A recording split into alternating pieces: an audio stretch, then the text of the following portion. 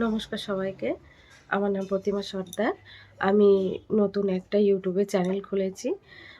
চ্যানেলটার নাম হলো প্রতিমা লাইফস্টাইল। তো আমি আমাদের গ্রামে ছোট্ট একটা আমার সংসার।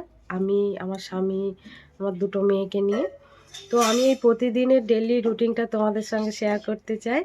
তা তোমরা আমার সাথে থেকো, পাশে থেকো আর আমার ভিডিওগুলো একটু সাপোর্ট করো।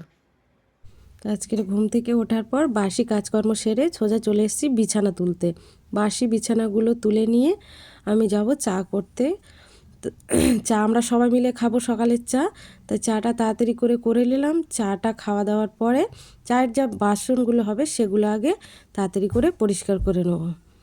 তো চলে এসেছি বাসন মাজতে। বাসন মাজা হয়ে গেলে আমি ঠিক করব আজকের কী মেনুতে হবে। তো আজকের মাছ মাংস ফ্রিজে দুটোই ছিল, যেহেতু কালকে বাপের বাড়ি গেছিলাম। তো বাবা মাছ এনেছিল, ওখান থেকে বেশি করে মাছ নিয়ে চলে এসেছি, সাথে একটু মাংস। এদিকে মেঘনার বাবাও সকাল সকাল বাজার করে চলে এসছে। তো চলো দেখাই কী নিয়ে এসছে। দেখি আজকের বাজার থেকে কী কী আনলো। প্রথমে আইসক্রিম। আর কোনটা কোনটা খাবে? এটা এটা এটা আচ্ছা, যাও। এর মধ্যে দুটো পটেটো আছে, আর একটা এটা কি আইসক্রিম আমি জানি না, এটা আছে। বাসারটা এই যে ঘরমতের জন্য একটা নিম অয়েল আনতে বলেছিলাম, নিম অয়েল একটা এনেছে। শ্যাম্পু,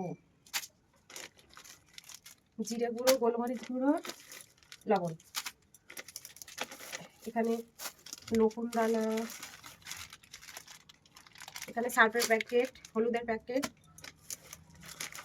তেল, সাবান আর চাল, আর কিছু না। তো ঘরে বাজার আসার পরে আমি তাড়াতাড়ি করে উনুনটা ধরিয়ে রান্নাটা বসিয়ে দিই। তো আগে থেকেই আমি মাছে নুন হলুদ মাখিয়ে রেখেছিলাম, সেটা মাছটা ভেজে নিচ্ছি। তো এবার আসছি রান্না হওয়ার পরে। তো এখন আমার কাজবাজ সব কমপ্লিট হয়ে গেছে। তো আমি এখন যাব স্নান করতে। তা আগে স্নান করে আসি, তারপরে আবার আসছি। হ্যাঁ, তো হ্যালো বন্ধুরা, তো আমার রান্না বান্না কমপ্লিট হয়ে গেছে সব। তো চলে আসো, আজকে দেখা আমাদের মেনুতে কী কী আছে।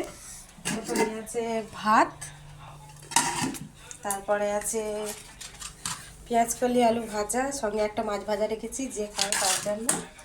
তারপরে আছে ফুলকপি আলু দিয়ে মাছের ঝোল। তো চলে আসো, কারা কারা খাবে। তো আজকের ভিডিওটা এই পর্যন্তই, বেশি বড় করছি না।